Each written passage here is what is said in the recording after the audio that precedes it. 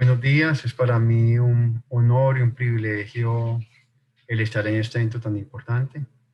Quiero agradecer de antemano al doctor Guillermo Beitía el honor que me hace al invitarme y también a la Sociedad Venezolana tanto de Gastroenterología como el Grupo de Interés de Enfermedad Inflamatoria Intestinal en Venezuela. Hablemos entonces de las complicaciones agudas de enfermedad inflamatoria intestinal, cuáles son y qué tenemos que hacer. Pero cuando uno empieza a estudiar la enfermedad inflamatoria intestinal, se encuentra esta frase lapidaria. Y no es una frase realmente mía, es una frase escrita y dicha por el doctor Daniel Present en 1999, cuando escribió y cuando hizo su estudio, su reporte de casos del manejo de la enfermedad perianal fistulizante por enfermedad de Crohn con el uso de biológicos. Y él nos dijo que la enfermedad inflamatoria intestinal es una entidad crónica, recurrente, que dura toda una vida y que, lastimosamente, pero la realidad, no puede ser curada con la cirugía. Entonces empecemos con colitis ulcerativa y estas son fotos de Medellín, mi ciudad natal. La colitis ulcerativa severa, el 20% de su presentación es en forma aguda y emergente u urgente. Y se manifiesta básicamente con unas presentaciones fulminantes tóxicas, también el megacolon tóxico, pero también puede haber perforación o hemorragia. El 20% de las colitis ulcerativas pueden presentar alguno de estos cuatro cuadros clínicos. La colitis fulminante tóxica, y aquí me tengo que retraer 65 años en la historia de la medicina, cuando los doctores Trulov y Wicks describieron lo que son los criterios de ellos en cuanto a la gravedad de la colitis ulcerativa o de la presentación del cuadro clínico. Y siguen siendo tan vigentes estos 6 criterios clínicos para catalogar una persona como severa o como no severa con una recaída, una crisis, un brote de colitis ulcerativa. Entonces, son totalmente prácticos.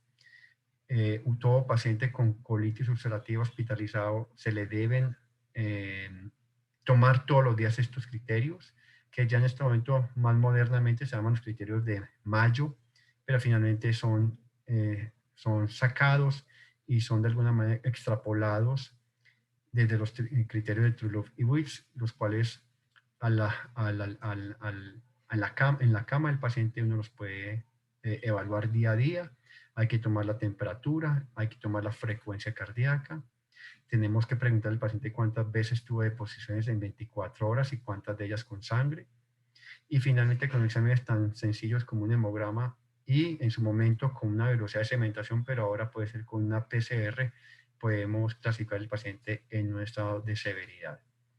El 10% de todas las colitis ulcerativas se presentan de nuevo como un caso fulminante tóxico y casi que el 40% pueden terminar en cirugía.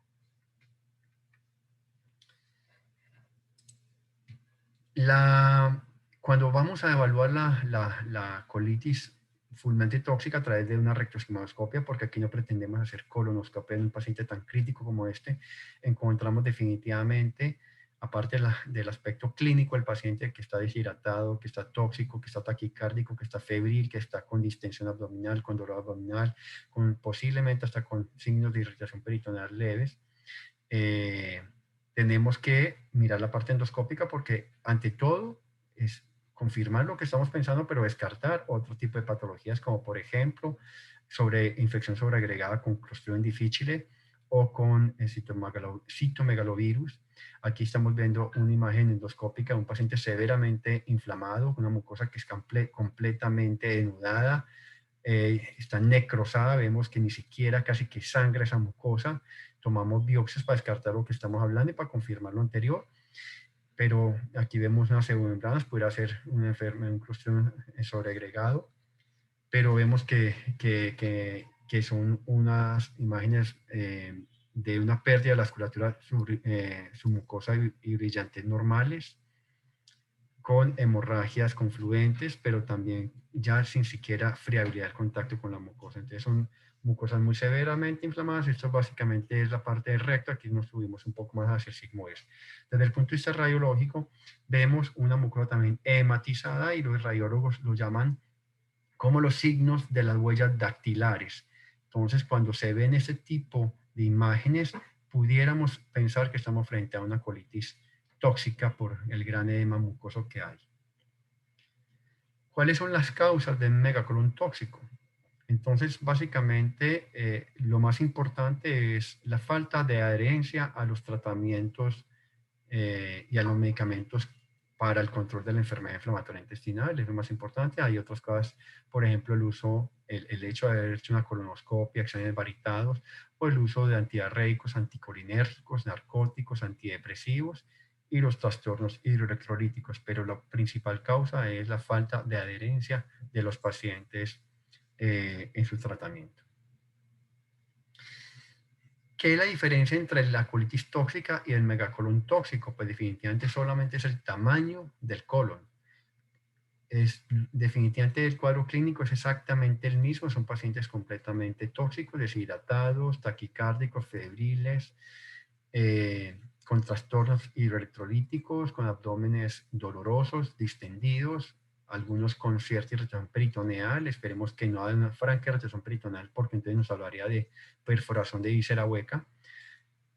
Pero si le añadimos a que un paciente con una placa de abdomen de pies, encontramos que a nivel del colon transverso tenemos más de 6 centímetros de diámetro medido con una regla, entonces ya estamos frente a un megacolon tóxico. Y esto es definitivamente más severo que una colitis tóxica.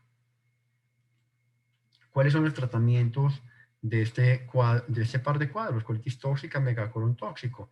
Pues desde posiciones, desde el punto de vista médico, de cambiar de posiciones, la posición maometana puede ser buena porque eso nos obliga, nos facilita que se redistribuya el aire del colon transverso a los flancos abdominales para evitar que haya una sobredistensión marcada en el colon transverso y que se perfore, pero eso realmente es más anecdótico que otra cosa. Definitivamente es un paciente que tiene que estar hospitalizado, sin vía oral, con reposo intestinal.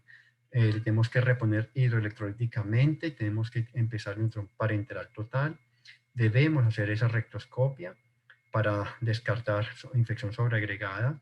Se le da, mientras el paciente tenga peristaltismo y no tenga irritación peritoneal franca, se le empieza la mesalazina también, tanto por vía oral como por vía rectal en forma de enemas. Se ponen esteroides intravenosos a alta dosis, estamos hablando de 300 a 400 miligramos de hidrocortisona por día. Solamente pondrán antibióticos en caso de que confirmemos algún tipo de infección sobreagregada. Y lo estamos evaluando día a día, como está aquí la enfermera al borde de la cama del paciente, nosotros evaluando los criterios clínicos que hablamos anteriormente de TrueLove y WITS o los de Mayo en este momento. Pero finalmente recordemos, son exámenes que en un paciente esto es tan crítico, debemos estarlo vigilando 2 veces al día, en la mañana y en la tarde, para mirar si hay deterioro o no hay deterioro. Y con el puntaje tanto de Mayo o de TrueLove y WITS, podemos ir clasificando y catalogando si este paciente está hacia la mejoría, estabilización o hacia el empeoramiento de su cuadro clínico. Y esto lo hacemos de manera durante 3 días, 3 a 5 días de manera intensiva. En caso que haya respuesta, entonces seguimos hacia un tratamiento convencional, el paciente se mejora y seguimos el tratamiento convencional. Pero si la respuesta es parcial o hay un deterioro al cabo de los 3 días, ¿cuál es el deterioro? Aparte de los criterios que estamos hablando de TrueLove y WITS, y pongo aquí esta referencia que fue la referencia original del doctor Simon Travis de los criterios de Oxford, en los cuales habla que si al cabo del tercer día o de 3 días de estar en un tratamiento intensivo hay más de 8 deposiciones en 24 horas con sangre y la PCR está por encima de 45, entonces un paciente que tenga probabilidad de colectomía del 85%.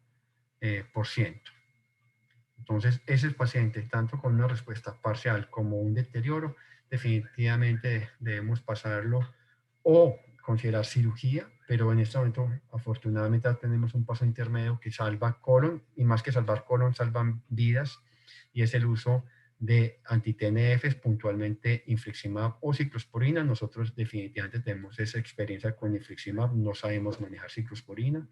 El infliximab lo manejamos a dosis de 10 miligramos por kilo de peso, que es el doble de la dosis de inducción estándar. Recordemos que la colitis tóxica o la colitis ulcerativa en su actividad mayor es una enteropatía perdedora de proteínas. Recordemos que los biológicos, el infliximab es una macroproteína, entonces lo que vamos a tener es una gran pérdida de biológico a través de materia fecal. Por ende, duplicamos la dosis a 10 miligramos por kilo de dosis. Y esperamos también otro par de días a que haya respuesta. Si el paciente responde, seguimos ya con el anti-TNF, posiblemente lo bajamos a 5 miligramos por kilo de acuerdo a esquemas, protocolos que ya conocemos, más tratamiento convencional. Si este paciente al cabo del quinto día no responde o se sigue deteriorando antes de que haya perforación, debemos hacer colectomía. ¿Por qué es tan importante los tiempos?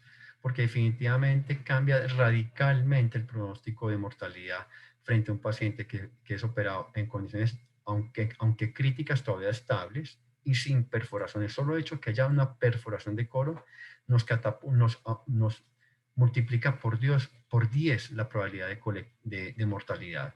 Si vemos que es una colectomía temprana, tenemos una probabilidad de mortalidad del 4%, pero si esperamos o encontramos un colon perforado, la probabilidad de mortalidad es por encima del 40%. De todas maneras, aquellos pacientes que tuvieron respuesta al tratamiento de salvamento, que podemos llamar con el infliximab, hay una probabilidad de recurrencia a 15 años del 30% y que van a requerir eventualmente cirugía urgente, casi que el 75% de esos pacientes que recurren al cabo de los 15 años. En caso de hemorragia que no se pueda controlar con las medidas estables, hay otra cosa importante, se me olvidaba, en aquellos pacientes que están tan críticos, que están hospitalizados, definitivamente tienen que estar con heparina, deben estar de alguna manera antiagregados para evitar la tromboembolismo pulmonar o trombosis venosa profunda. Es muy importante mantenerlos heparinizados estos pacientes. Independientemente si hay hemorragia o no hay hemorragia, definitivamente es mucho más es peor el riesgo de una trombosis venosa y un tromboembolismo pulmonar. ¿Listo? Entonces, pero el 10% de los pacientes con hemorragia terminarán en una colectomía supresiva. Pues entonces, ¿cuál cirugía haríamos en un paciente que definitivamente hemos agotado todos los recursos terapéuticos y médicos y que definitivamente tenemos más que salvar el colon, tenemos que salvar la vida del paciente? ¿Cuál cirugía deberíamos hacer? Definitivamente e idealmente lo que tenemos que hacer es una colectomía subtotal con el recto bien sea exteriorizado por línea media con forma de fístula mucosa o el recto tipo Hartmann cerrado y abandonado dentro de la pelvis y con una ileostomía de protección. Entonces sacamos todo lo que estamos viendo acá en color morado. Definitivamente el recto permanece, es una colectomía de salvamento de urgencia, no podemos ponernos a meternos a la pelvis. Sacamos el colon, cerramos el recto, bien sea lo dejamos abandonado como un Hartmann, un unión rectal Hartmann dentro de la pelvis, o lo exteriorizamos por línea media para que quede como una fístula mucosa. Eso ya depende del gusto del cirujano y de la constitución del paciente. En pacientes muy obesos posiblemente sea más difícil exteriorizarlo, pero también es más difícil ir a buscar un unión rectal posteriormente. Entonces, es básicamente como gusto y posibilidad que vea el cirujano en su momento. También el dejar un muñón rectal abandonado y muy inflamado favorece que esa se abra posteriormente y genere también sepsis. Pero bueno, son cosas que se pueden manejar después en una mesa redonda de discusiones. Es una cirugía que tiene que ser hecha en menos de una hora, definitivamente, porque se acuerdan que es un paciente que está completamente crítico. Frente a la enfermedad de Crohn, ¿qué tenemos para hablar con respecto a operar en la cirugía? No sabe, ¿para qué sirve el bisturí en la enfermedad de Crohn? Si sabemos que casi que después de 20 años de sufrir la enfermedad de Crohn, casi que el 100% de las personas ya han pasado por un quirófano. Entonces, ¿realmente el bisturí para qué sirve? Y una vez que el paciente haya sido operado por enfermedad de Crohn, tampoco se cura. Como hablaba el doctor Daniel Present, es una enfermedad crónica recurrente incurable.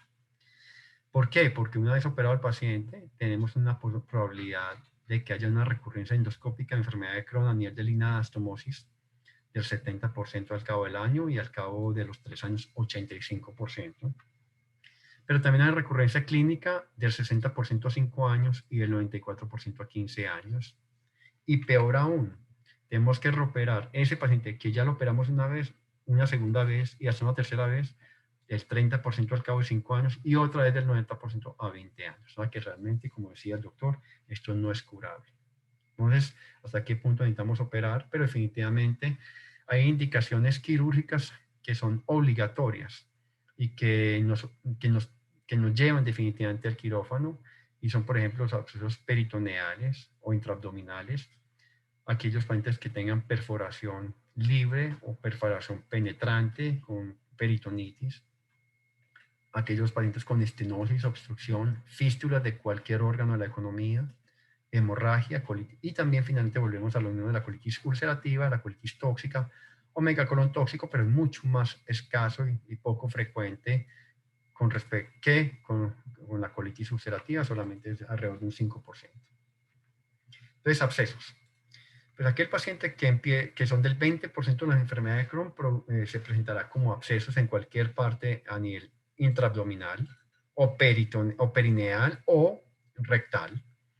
Hay dolor, hay fiebre, hay leucocitosis, hay sensación de masa. Y entonces la duda es el abordaje. ¿Hacemos drenajes o vamos y hacemos resecciones? Lógicamente, abscesos perineales, no vamos a hacer resección, vamos a hacer drenajes, pero aquellas personas que tengan abscesos ya intraabdominales, pues aquí viene la pregunta de cómo enfocar. Vamos a ver si la podemos responder. Entonces, traigo un flujograma que me pareció bastante interesante y práctico. Y es aquel paciente que tenga por enfermedad de Crohn o un absceso intraabdominal confirmado por alguna ayuda imaginológica con tomografía de resonancia y ultrasonografía y que definamos que encontremos un absceso menor de 4 centímetros. La medida clave es los centímetros, menos de 4 centímetros, más de 4 centímetros. Entonces, aquellos menores de 4 centímetros, empezamos manejo antibiótico intensivo junto con esteroides. Si hay falla de que se erradique ese absceso menor de 4 centímetros, habría que pensar en llevarlo a cirugía, y el paciente persiste con cierta toxicidad, habría que llevarlo a cirugía y dependiendo de lo que encontremos, terminará con algún tipo de estoma. Aquel paciente que se pueda erradicar ese absceso, pero que tiene un factor condicionante a que genere algún tipo de cuadro obstructivo como estenosis o como fístula, pues esa cirugía, ese abordaje quirúrgico será pospuesto y será tardío una vez que las condiciones clínicas del paciente mejoren y lógicamente la idea es que sea sin dejar ningún tipo de estoma. Aquel paciente que responda clínicamente de manera clara frente al manejo médico instaurado, se seguirá con manejo médico y se asociará inmunomoduladores y o biológicos. Vayamos entonces al otro grupo de abscesos, aquí los abscesos mayores de 4 centímetros, en donde el drenaje percutáneo no es posible o no está disponible en ese medio. Entonces, definitivamente el paciente debe ir a cirugía para drenaje y resección intestinal. En aquel paciente al cual tiene un absceso mayor de 4 centímetros y donde el drenaje percutáneo es posible, entonces, si no es exitoso, a pesar de intentar hacerlo, no se logra evacuar el material purulento, entonces también iría a cirugía y dependiendo de las condiciones necesitaría estoma o no. Aquellos que puedan drenarse, pero que tengan un factor condicionante de que vuelva a aparecer un absceso, tal como estenosis o fístula, pues también se hace una cirugía tardía una vez que las condiciones clínicas del paciente mejoren. Y aquel paciente al cual se le pueda drenar de manera satisfactoria y total ese absceso, se seguirá con tratamiento médico intensivo asociado a biológicos e inmunomoduladores. El 8% de los pacientes con enfermedad de Crohn se presentan con perforación libre, más en el ilion que el colon y básicamente secundario al uso de esteroides. Aquí lo que tenemos que hacer es entrar a la cirugía, resecar el segmento que está perforado, anastomosar o derivar, dependiendo cómo encontremos las condiciones. La idea es que más bien derivar que anastomosar, pues que conectar por la parte de sepsis que hay alrededor local y las condiciones clínicas del paciente. Entonces lo más recomendable finalmente es resecar el segmento perforado y derivar. Aquellos pacientes que se presenten con un absceso intraabdominal, casi que el 30% de los pacientes con enfermedad de Crohn en el momento de la vida harán algún tipo de absceso intraabdominal, y aquí el 40% está en la pared, un 30% está en la cavidad abdominal y otro 30% está en la retroperitoneal. Entonces son 40, 30, 30, y de acuerdo a la ubicación y de acuerdo a lo que encontremos, tendríamos que pensar o mejor hacer un drenaje percutáneo o ir a hacerlo abierto. El gran problema es que cuando hacemos percutáneo, que es el menos mórbido de todos, la probabilidad de recurrencia de ese absceso es del 60% frente al 15% cuando lo hacemos abierto junto con resección del segmento que está perforado. Aquellas fístulas entéricas, recordemos que nuevamente cualquier órgano de la economía abdominal puede ser afectado por una fístula secundaria de enfermedad de Crohn. Solamente se manejarán y se abordarán quirúrgicamente aquellas que tengan algún tipo de sintomatología importante o que estén con sepsis asociada. Lo que se haría es resección del segmento intestinal enfermo, afectado, perforado o penetrado, más rafia del órgano extraintestinal afectado. Entonces vemos que pueden haber fístulas a vagina, a vejiga, a ureteres, al útero, a la piel, a la vagina, etcétera. Cualquier tipo, enteroentéricas pueden haber. Entonces a cualquier órgano, cualquier parte de la economía se puede perforar, enterocutáneas, ¿cierto? Perineales. Entonces es una enfermedad que finalmente produce un gran compromiso de transmuralidad y de fistulización con gran destrucción a nivel de tejido pues blandos. Entonces, ¿cuáles se operan? Definitivamente, como lo dije anteriormente, aquellas sintomáticas o que tengan alteraciones metabólicas o sépticas, y lo que hace es resección del segmento intestinal afectado junto con rafia primaria del órgano extraintestinal. Aquellos pacientes que debutan por enfermedad fibroestenótica, aquellos estenosis, entonces definitivamente tendremos que mirar si lo abordamos de manera endoscópica o quirúrgica, dependiendo de la extensión y la longitud de la estenosis y la severidad. Pero, y lógicamente el cuadro clínico del paciente, pues en cuanto a gravedad de estenosis. Pero antes de eso, el paciente se debe hospitalizar también con reposo intestinal, zona nasogástrica, nutrición parenteral total. Tenemos que ponerle dosis de esteroides o anti-TNF entre iniciar o aumentar ambos medicamentos, y eventualmente esos pacientes van a necesitar algún tipo de procedimiento intervencionista hasta el 30% de las veces. Tanto desde el punto de vista endoscópico como dilataciones a los abordajes ya quirúrgicos como estructuroplastias o resecciones y anastomosis nuevamente. Entonces veamos este primer video. Es un paciente con una estenosis por enfermedad de Crohn a nivel rectal, y lo que hacemos es básicamente pasar un balón hidroneumático de dilatación, lo llevamos y lo inflamos sobre el tercio medio del balón, lo inflamos unas 2-3 atmósferas durante unos 3 a 5 minutos para que vamos de manera controlada disruptiendo o rompiendo un poquito esa fibrosis, haciendo irrupción de la fibrosis, sin que vamos a perforar el colon. Eso es importante. El dolor es fundamental, por eso se hacen bajo sedación la gran mayoría de las veces. Volvemos a entrar y aquí vamos a encontrar que esa dilatación se pudo llevar a cabo. Pasamos ya a segmentos proximales de la estenosis y vemos que aquí hay unas fibras musculares que se rompieron un poco, pero la integridad intestinal permaneció. Aquellos pacientes que tengan unas estenosis más de 5 centímetros, posiblemente lo que vamos a tener que hacer ya desde el punto de vista endoscópico, no tenemos la capacidad de abordarlos, satisfactoriamente, habría que hacerle algún tipo de procedimientos quirúrgicos mucho más complejos, como unas estructuroplastias. Hay diferentes modalidades dependiendo de la longitud del segmento afectado y dependiendo también de la habilidad del entrenamiento del paciente, del cirujano. Es muy importante porque todas esas técnicas son preservadores de intestino y es fundamental, porque recordemos que el hecho de operar a un paciente y hacer una micolectomía derecha con resección intestinal de hilo terminal, no curamos a este paciente. La gran probabilidad, sabemos que al cabo de los próximos 20 años hay que parar otra vez un 90% de ellos. Entonces realmente lo que tenemos que hacer es preservar intestino para evitar síndromes de intestinos cortos. Entonces por eso son cirugías muy grandes, pero todas con la intención de preservar intestino. Entonces, respondiendo a la pregunta del bisturí, ¿para qué en enfermedad de Crohn o en enfermedad intestinal? Pues porque esto es una cosa que se agrupa de manera global. La cirugía mejora la calidad de vida y le devuelve sentido de bienestar al paciente. Por lo tanto, la necesidad de una cirugía no se puede considerar un fracaso terapéutico. Más bien, tanto la cirugía como el tratamiento médico tienen un papel fundamental en el manejo integral del paciente con enfermedad inflamatoria intestinal.